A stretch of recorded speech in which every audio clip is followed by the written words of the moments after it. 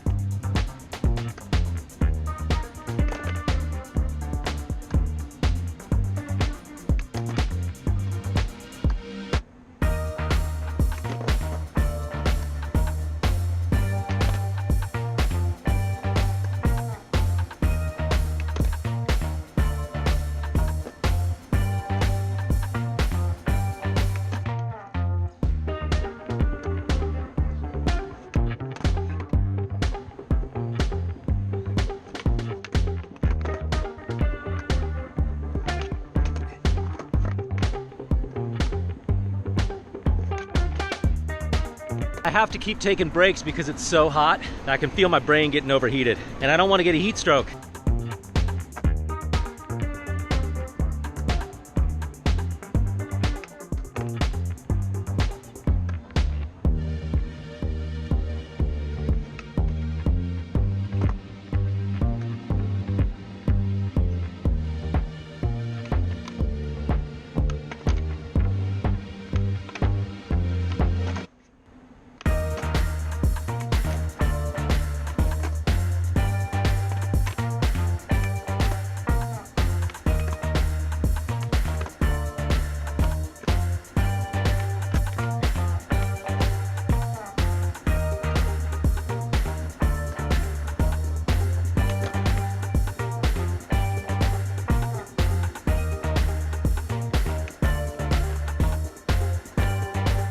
All right, it's just too hot out here. It's gonna thunderstorm in a little bit. I know the first time I landed kickflips, it was in the 90s, a couple of summers ago, but I don't think I have the physical stamina or mental endurance right now to stick with this session and not get heat stroke. After Shane Riley's suggestion, I looked up Dead Dave and watched a couple of his parts, looking at all the bonelesses and different things he does, which helped kind of influence my session today a bit. And yes, there are definitely many cool things you can do on a skateboard that are not a kickflip. Oh, I almost forgot to mention, for those of you who follow me me on Instagram and Facebook, you know I booked my first supporting role in a film. Now that I have a manager, I've done a lead in like a sci-fi film that was indie that I didn't get paid for. But I do get paid for this. It's a female filmmaker. They made a short of this movie back in October of last year, and then with the help of the Sundance Institute, developed a feature-length screenplay, which they will start shooting in August. I shoot for a day in mid-August. It's gonna be a lot of fun. The film is called Escaping Ohio. It's about two 18-year-old teens trying to figure out what's next for them in life. One of them wants to move out of Ohio, the other wants to stay. And I think the one has 24 hours to convince the other of their case. I play a crazy Florida uncle who shows up at like a family reunion type picnic. Really fun part. Anyway, I'm very excited to shoot it and be on set and see what the final product looks like. Onwards and upwards, guys. More auditions.